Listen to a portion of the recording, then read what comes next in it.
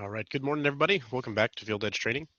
Today we're going to cover session 5. This is the last of our core trainings. We're going to go over equipment. We're going to cover our dashboard and all the different, at a glance power we've got there. We're also going to drill down into some of the reports in the FieldEdge and talk about those. All right, so this is the last of our core trainings. We do have 2 more advanced trainings that run on Tuesday and Thursday at 2 p.m. Eastern time. So if you're interested in features like parse requests or jobs, definitely tune in for those.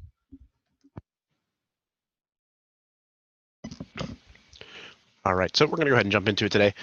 So here we've got the equipment list.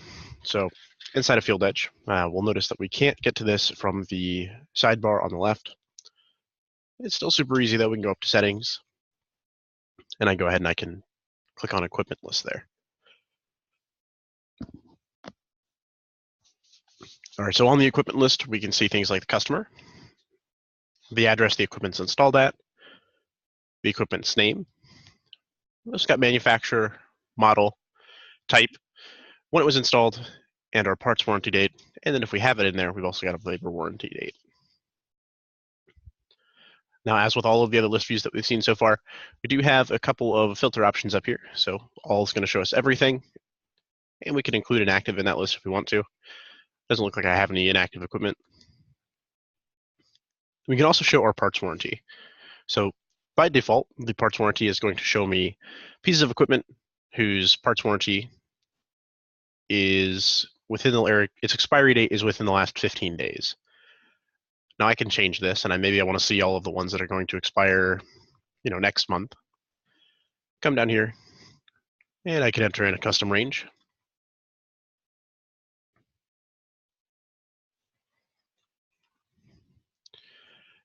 And then this is going to go ahead and be a good list that maybe I want to reach out to these people and say, hey, your parts warranty is going to expire next month.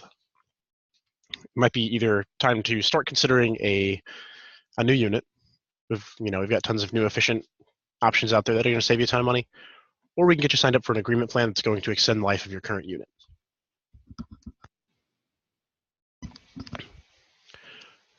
Labor warranty is going to show us the same thing, but for our labor warranties. And then replace.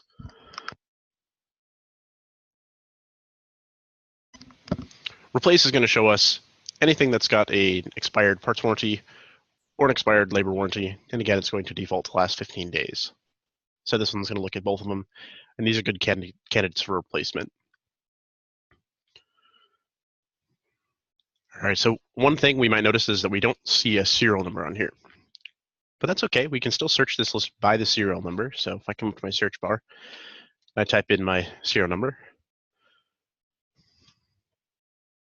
I can go ahead and I can get that here. And now this is a training database, so 1, 2, 3, 4, 5, 6 is a serial number that comes up pretty often. But I can go ahead and I can export this list. It's going to give me a handy Excel export here. And now I can go ahead and I can open this up. And let me slide this over here. There we go. So now not only do I have all of the information that's on the equipment list, I also now have access to a serial number. And then we've also got customer's primary phone address and their email. So again, this could be used for marketing, or if a vendor calls you up and says, hey, get a call from carrier, says, hey, there's a recall on these units within this serial range. We can export this list and we can see if we have anybody in that serial range so that we can make sure that we reach out to them.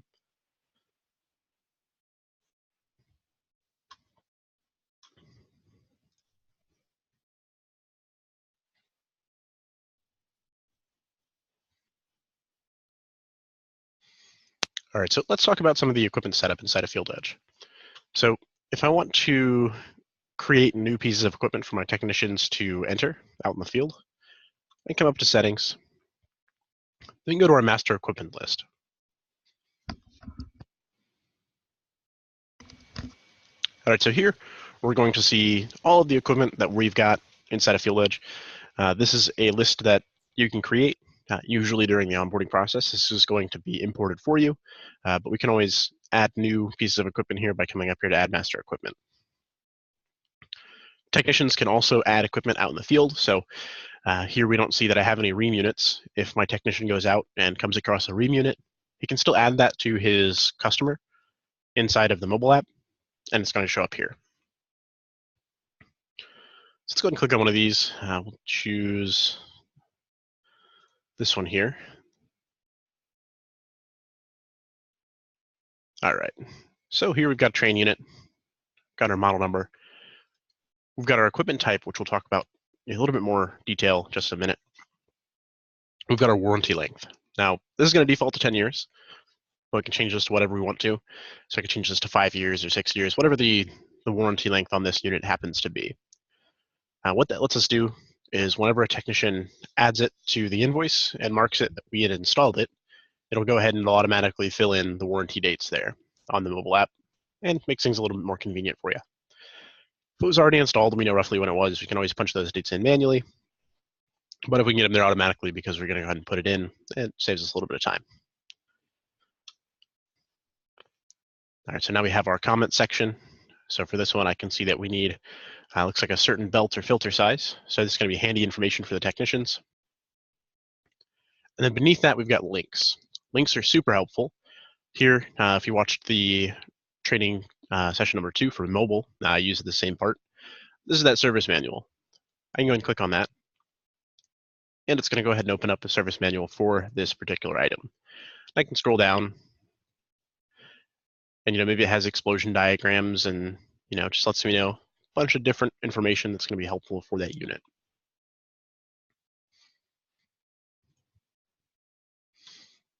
So comments and links are super powerful. Definitely helps the techs out in the field. We can also click here and we can add images. I've already got an image of this unit. We can also deactivate it if maybe we don't really come across them anymore. We don't really service them.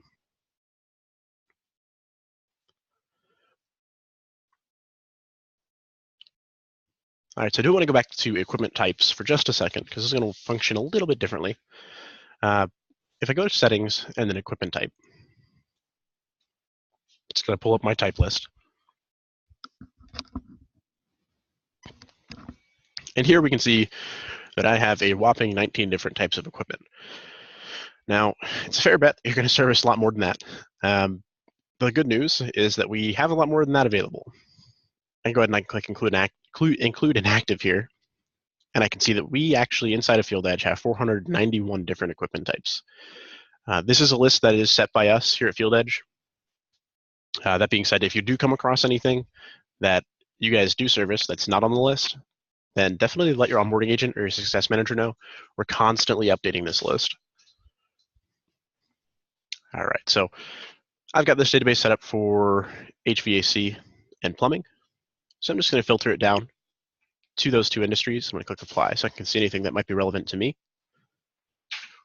Then we're going to go down here and say that I work on boilers and the city water system. So I've got 2 things checked off here. I can go ahead and I can click edit. I'm going to get an option here. So I can mark these both active. I'm going to go ahead and do that.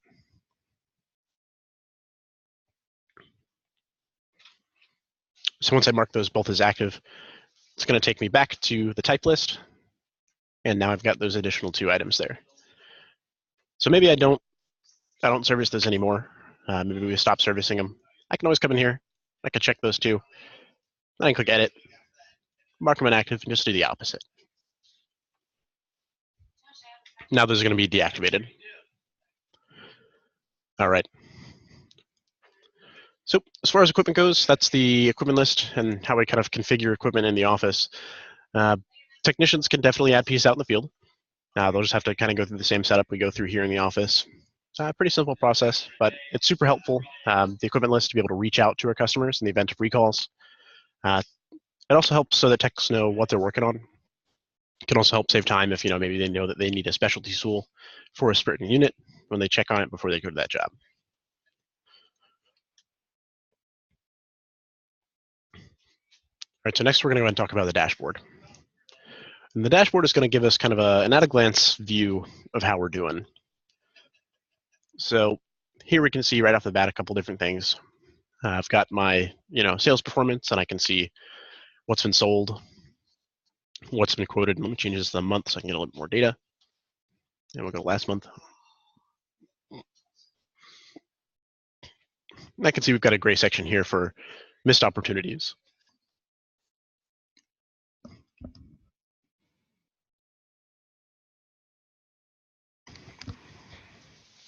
All right. So next we have our jobs. I can see that we've got 40 jobs sold, and my quote conversion rate is 99%. So I'm doing pretty good on my quotes. And just to the right of that, we've got a rolling 12-month graph. My training database hasn't been around for 12 months, so it doesn't go the full 12 months. I'm just going to get a graph of how we're doing.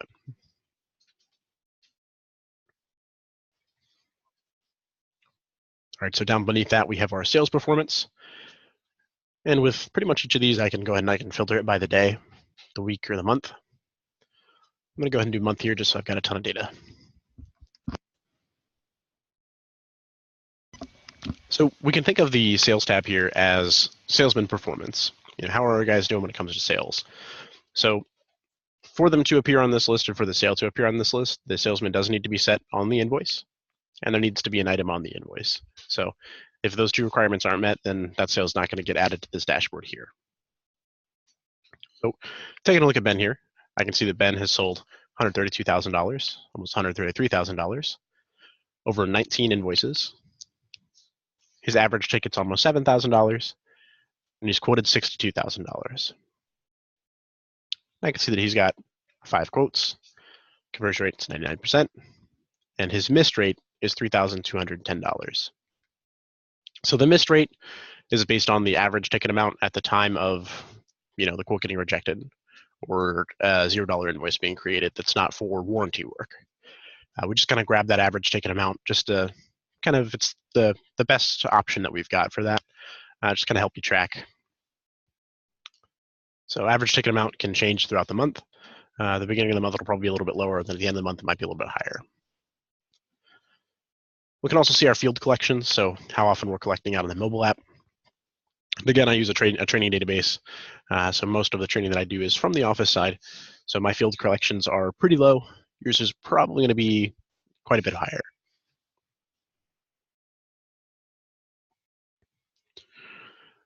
All right, so moving on to our work tab here. The work tab, we can think of this as our technician performance. So here we can see that we've got Allison. She's completed 5 calls as the primary and 0 as the helper. Doesn't have any travel time. You can see her assigned time. You can see our work time. So looking through here, let's use Ben again. So Ben's got 37 dispatches for the month as the primary, 1 as the helper. He's got an hour and 6 minutes travel time. We've assigned him a total of 100 hours work, but he's got 161 hours worked. Now that's a pretty big variance, so I'll probably want to look into that.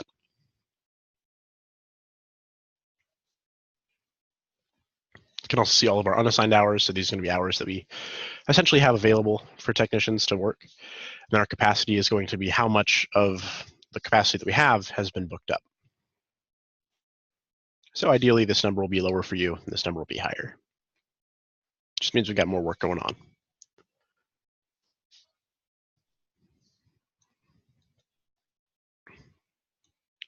Third tab here is our calls tab. Now, this tab does sort of rely on our phone integration. I don't have that enabled here, and I'm not going to go too much into the setup, but if it's something that you're interested in, still working on my first cup of coffee, I apologize. Something that we're interested in, definitely reach out to your onboarding agent or your success manager. We'll go ahead and we'll get that set up for you. So without the phone integration, though, this does still give me some handy insights. It's just a little bit better with that integration. So here, I'm going to keep using Ben. He's got 57 calls that came in. 57 of them are leads, 57 are booked. My conversion is 100%. Got 2 missed calls and 0 unbooked calls. Now, without the phone integration, I can still see how many calls we're booking, but without that integration, FieldEdge isn't going to know a call comes in. We're not going to know if that call is a viable lead or not, and at the end of it, it's going to get booked. So without that phone integration, all of these numbers will still be the same, but if not, we'll be able to kind of break them out and see where the performance is at.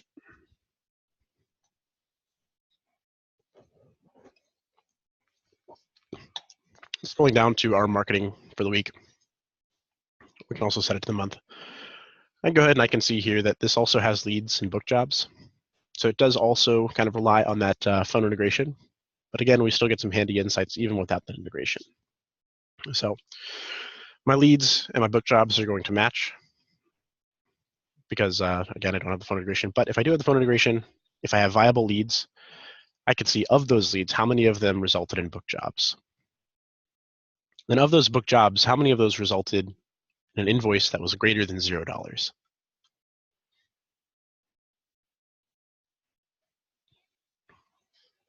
All right, so just over here to the right, I can see all of our different lead sources. And that'll be a field that you're probably fairly familiar with. Whenever we create a work order or an invoice, we have to select a lead source. It's going to be where these come into play, where we can kind of track those revenue dollars. So here I can see that Facebook, we've got 67 leads, 67 jobs. 28 of those resulted in an invoice that has more than $0 on it. We can see our sale amount. So 219,000. That's over 28 jobs. So Facebook's doing pretty well for us. If I scroll down here to the bottom, I can see that we've got Angie's List, which has resulted in 3 book jobs. 0 of them resulted in an invoice higher than $0. So our sales for that is 0 for the month. Maybe it's not the best spot to advertise. We can kind of reassess, where we're spending our money to advertise.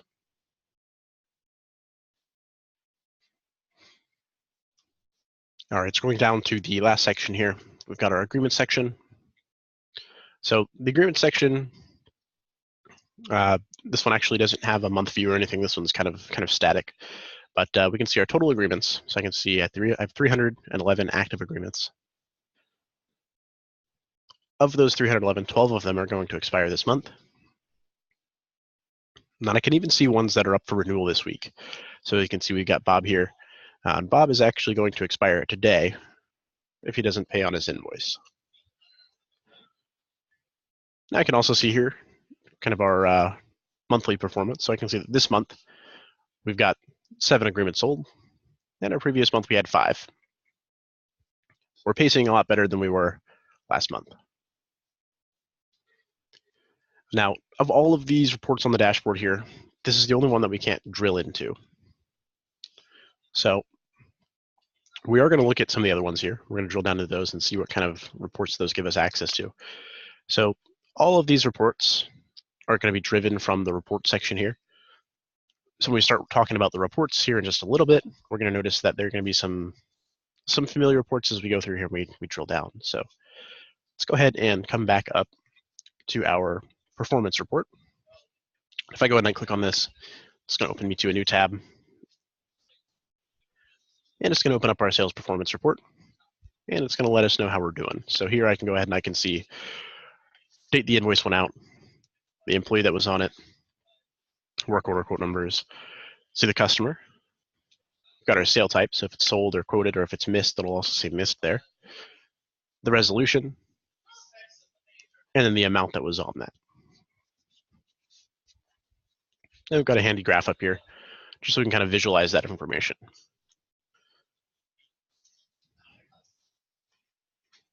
So we can also filter this list. So by default, it's going to copy whichever view we've got set here. So if I've got this set for the day and I drill into it, it'll be filtered for the day. Same thing for the week and the month. All right, I can also filter this by technicians. So if I wanted to see how just Allison did, go and click apply. Then if we're using classes over in QuickBooks, we can go ahead and we can select that as well. So now I can see exactly how Allison's doing.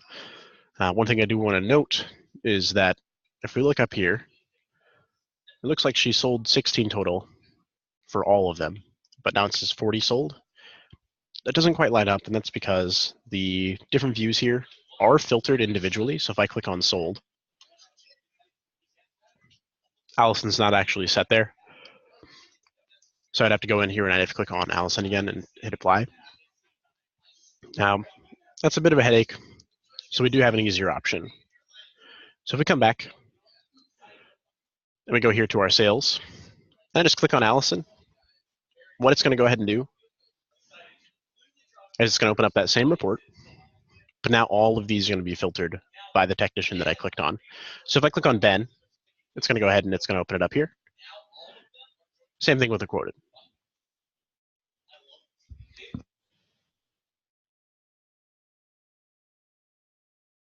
Give me just 1 second here.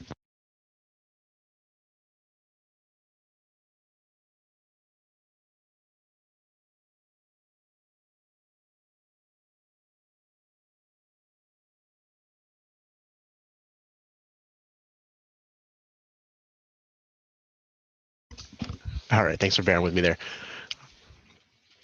All right, so again, this is going to be kind of that same sales performance that we looked at, but now that I've clicked on a specific employee on the dashboard, all of this is filtered by that employee.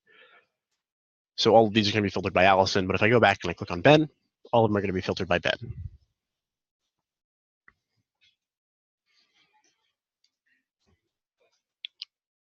All right, so next we have the work tab here. We're going to go ahead and drill into this one. Now, earlier on, I mentioned that we had what looked like a pretty huge discrepancy between Ben's assigned hours and Ben's worked hours. I'm going to go ahead and click on Ben here. And I'm going to open up that report.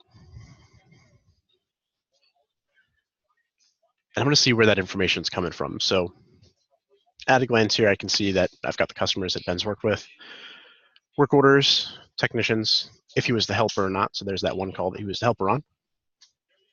We can also see the class that it was associated with, the exact travel time, the amount of time that we'd assigned. So that's based off of the task, the amount of time worked, and then if there was any excess time. So I can scroll through here. And I can see that, on this one call, he's got 12 hours of excess time. On this one, 15. Now that could just be because he forgot to clock out. It's a super simple fix. We can just open that work order and we can adjust the times. But now I know exactly where those are coming from. I can also come up here to our views and I can select overplanned. What overplanned is going to do is it's going to show me any of the calls that he's got that have excess time on it. So we've overplanned that job. It took the technician longer to complete. So we've got excess time. So I can go ahead and I can break all those out here. Then underplanned is the opposite of that. So this is going to be anything that really doesn't have excess time. So the technician went out there. It ended up being a super simple call. So I can see here for this one, we'd assigned 2 hours of time, but we only worked 15 minutes. So I can use this one to reward the techs when they're doing well. We can also use it to find, opportunities for coaching where maybe they're taking longer on calls that maybe they shouldn't be. Or if they just forget to clock out, we can also identify them this way.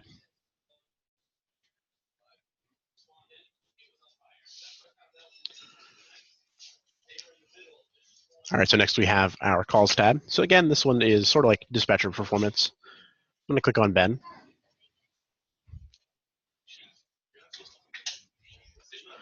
There we go. All right, so here I can go ahead and I can see all the calls that we've got by the dispatcher. So I've got this one filtered down to Ben. And I can see here that Ben took a call. That one came in via the website. It was from one of our Applebee's. And we've got a phone number. Then if I have the call integration, we'll actually have a recording here. Then if it gets booked, I'll see the booked number or the work order number here. If it's not booked, that section will be blank. But because I don't have the call integration, all of my calls are going to be booked. Now, right now we're on the leads. So this is going to show us any calls that come in that aren't from a vendor or a solicitor, things of that nature. So anything that is, potentially a viable customer. The book tab is going to show me any of those calls that were booked. And the unbooked will show me any that are unbooked. Again, I don't have the call integration, so this one's going to be empty for me. But the unbooked is a pretty good one to kind of go in and, figure out why we didn't get those calls booked. So we'll have the recordings. We can go and we can look at them.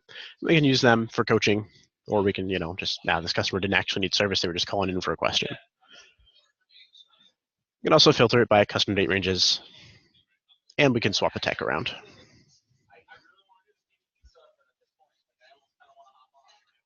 All right. Moving down to our marketing section.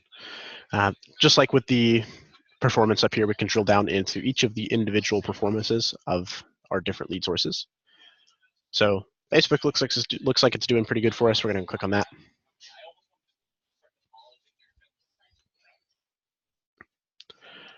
And now I get a breakdown of how Facebook has done for us over the month.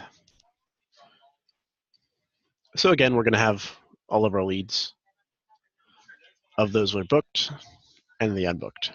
And this one is filtered by our lead source. So I can see the different lead sources that calls came in on, the customer that lead source is acquired through, dispatcher that took the call, and then the invoice amount that was generated at the end of it. Now I could come up here and I could filter and take a look at everything. But usually this list is going to be a little bit more handy for us if we're just looking at one lead source at a time. And again, this kind of gives us a breakdown of how our advertising money is being used and how effective it is.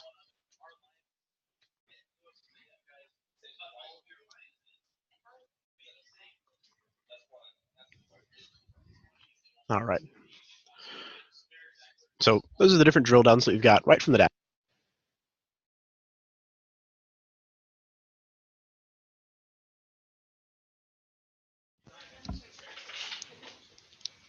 And right here from the dashboard, we can go ahead and we can get a lot of information about our company just at a glance.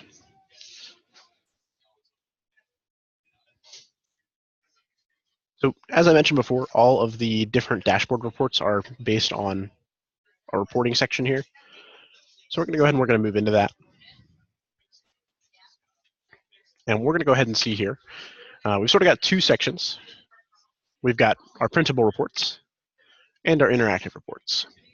So full disclosure here, the printer reports, they're going to be going away. We'll actually notice that if I click on one of these,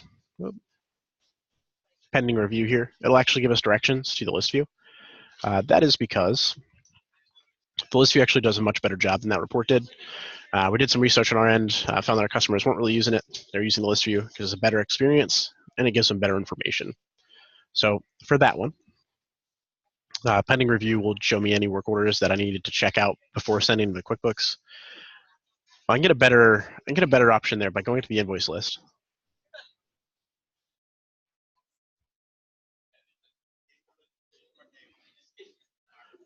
Then just clicking on pending. So pending is going to show me any invoices that are not posted over to my accounting system. So I've got a lot of them here, but ideally we'll keep this number as low as we possibly can. I'm working on cleaning this one up. So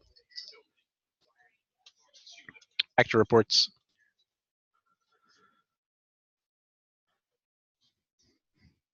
So because these are going away, not all of them are, but most of them are. And they're either covered in list views that we've already covered or in the interactive reports, which we are going to go through in a little bit more depth. I'm not going to spend a whole lot of time on these. Right, so down here to customer reports. Customer reports, super simple. It's the equipment list. If I click on that, it's exactly the same as going up to settings and then equipment list.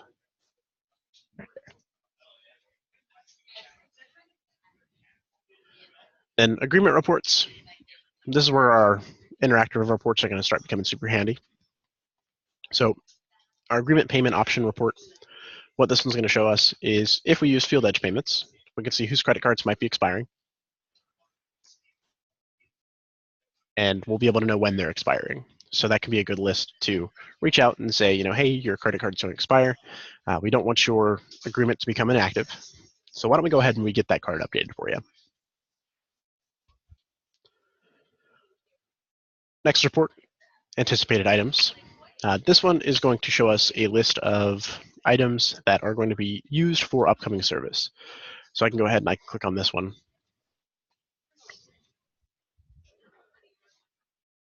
It's going to scan through our agreements and it's going to find any parts that are on those. And it's going to show me by default next month. So let me filter this out a little bit more.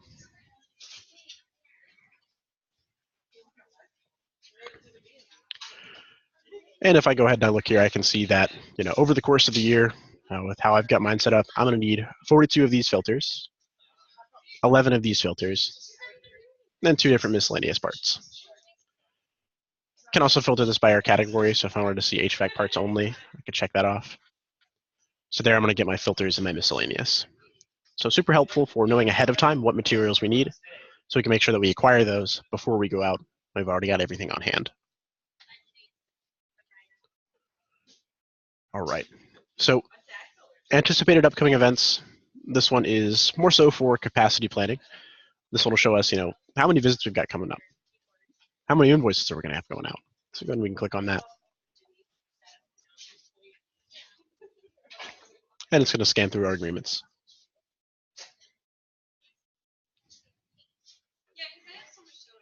And it's going to show me things that are going on this month. So I can see here that looks like we've got an invoice going out here. She's also going to have a service. Same thing here for John and Katerina. You can also see which of those are billed from the office. And I can also see which of those are just our tasks. So we're going to go out there and we're going to perform service. And it's going to default to this month, or I can break it out by plan. I could do it by the type, or I could do it by my class over in QuickBooks. So again, this one is super handy for capacity planning so that we know how busy we should be, coming into, say, next month. Then the last report here on agreements is missed visits, invoices, and auto pay. If we have a customer that doesn't call in to schedule their service agreement, they'll have a missed visit accrued on their account. And that'll go ahead and that'll show up here. Same thing for invoices, and if we're using FieldEdge payments, auto pay.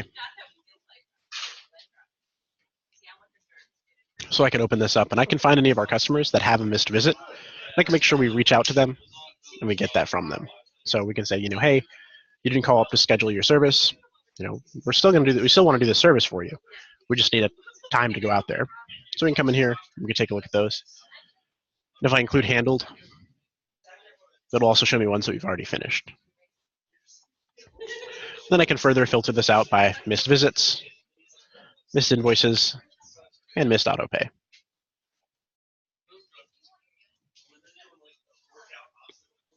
All right, so moving into our performance reports, this is actually where a lot of those reports that we looked at on the dashboard are going to come into play. So we'll go through this list pretty quick because we've actually already seen a lot of these reports. So let me open up my dashboard in another tab here. And we'll see here sales performance. So that report is actually going to be the same as when we look at the needle here, or when we open up any of these employees in the sales tab. Work performance. That one's going to be our work tab. Dispatcher performance. That's going to be our calls tab.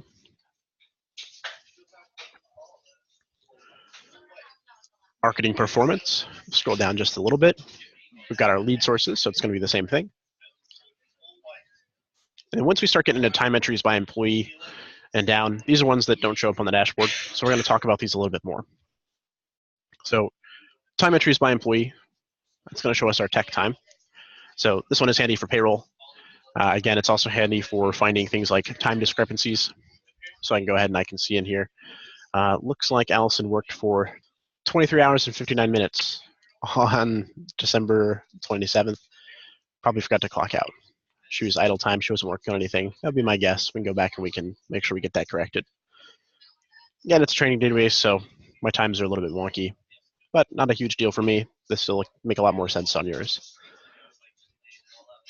You can also filter it by employee. So if I want to see, we'll say Ben again, I could do that.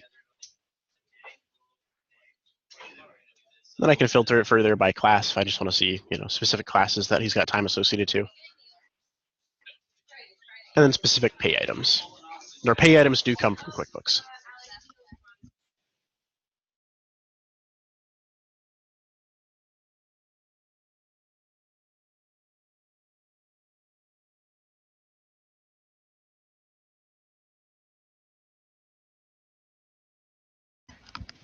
All right, so item sales by employee.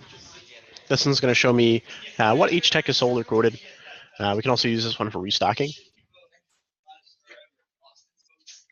If I go ahead and I open that one up.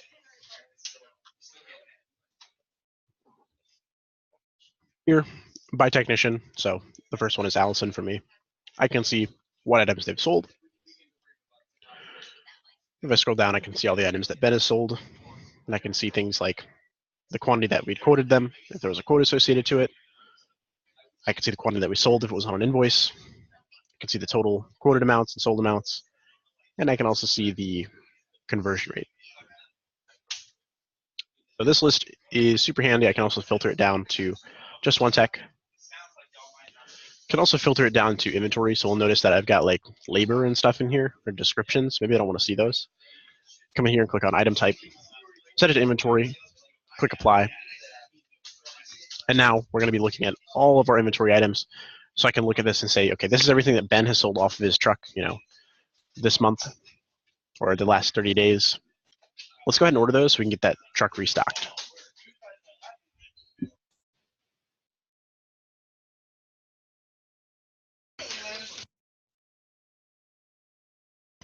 Invoice sent by employee. That's going to show us a little bit more detail than the item sales report. So very similar, just got some more information. So we'll see things like the customer. We get work order numbers. If they have an agreement, then we'll also see our total sold amounts. So similar reports, it's just going to show me a little bit more information.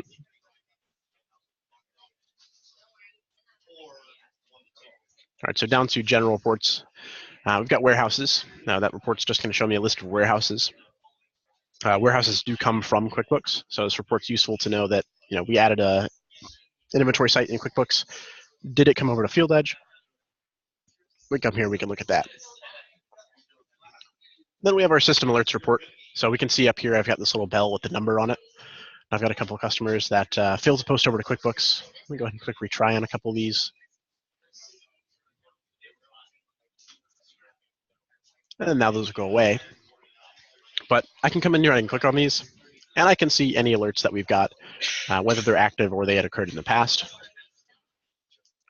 Usually this is going to be used by our support team, but if someone clears an alert, we want to make sure that we can get that alert and figure out what's going on. We can come in here. So I can see that this morning I dismissed a ton of alerts, and this is going to by default show me the last 7 days.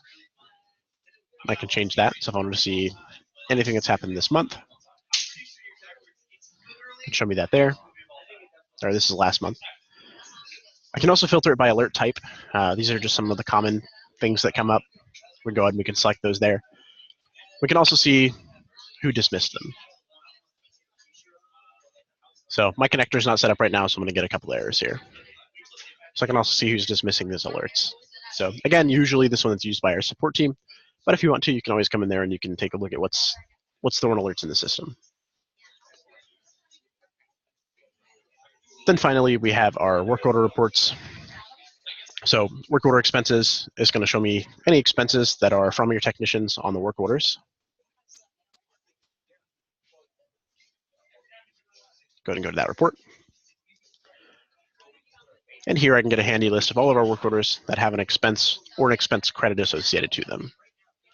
Expenses are something that we cover in our parts request training, which runs on Tuesdays at 2 p.m.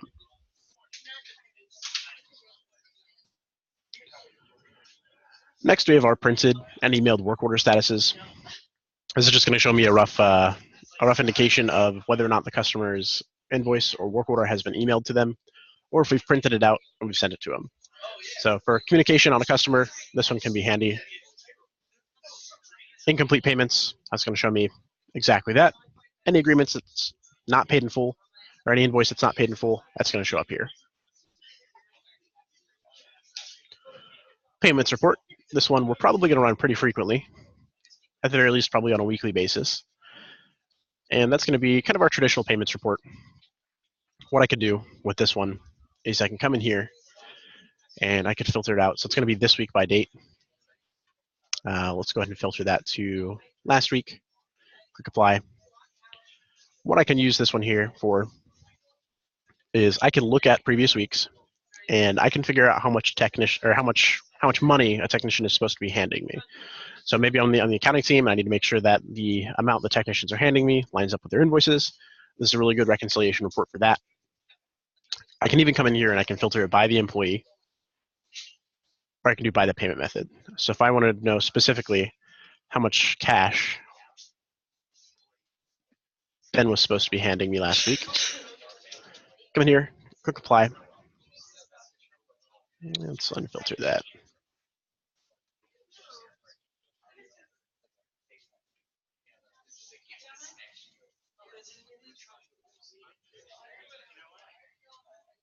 Those are unassigned. So I can see that Ben last week had a check for $94.34. I want to make sure I get that check from Ben. Then Allison here had $50 in cash. So I want to make sure that Allison hands me that $50 cash, because that's going to be what we need to pay her their invoice.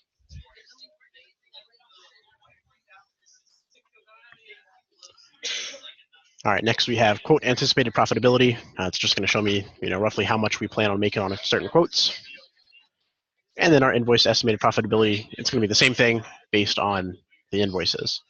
The invoice estimated profitability is going to be a little bit more accurate, especially if you are tracking your technician's cost through labor entries and not the actual labor items.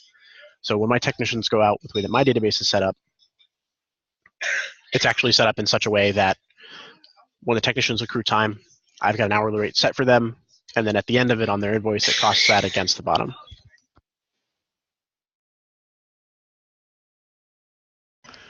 All right. So here I can go ahead and I can see that we've got the price of the invoice, our estimated costs, and our estimated profits, and then our estimated gross margins. So we do say estimated here, just because the end-all be-all is going to be QuickBooks. So there might be entries that happen in QuickBooks that could affect the bottom line of any particular invoice. Usually we're going to be pretty close, but for the most part, we're going to go ahead and be the estimated. Every now and then, there might be an expense or a purchase that gets put into QuickBooks that's associated to a certain job, and that can throw things off. So we won't always line up, but like I said, usually we're going to be pretty close.